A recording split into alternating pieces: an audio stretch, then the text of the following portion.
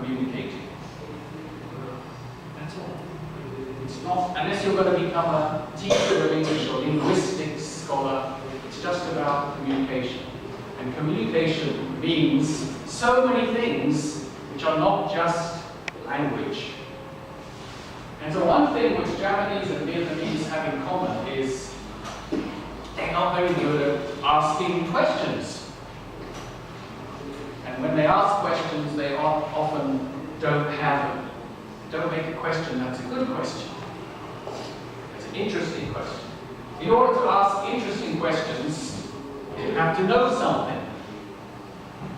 A person who doesn't follow the news, doesn't know what's happening in the world, doesn't matter how good they are at English. So, for example, I can remember last year sitting down with some students. We went to the restaurant together, and they said to me, "Where do you live?" And I said, "Japan." "Oh, how long have you been there?" And I said, 20 years.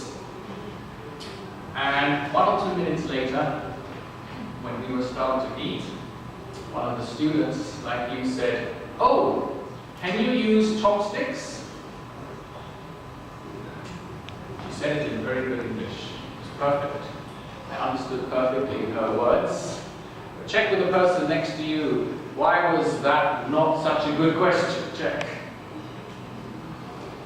Now, you're not checking with the person next to you. See, in Japan, when I say check with the person next to you, first thing you've got to do is you turn to the person next to you and have a 30-second discussion about my question.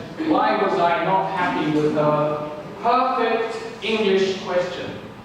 How long have you been living in Japan? Perfect grammar. And, oh, can you use chopsticks? Good accent.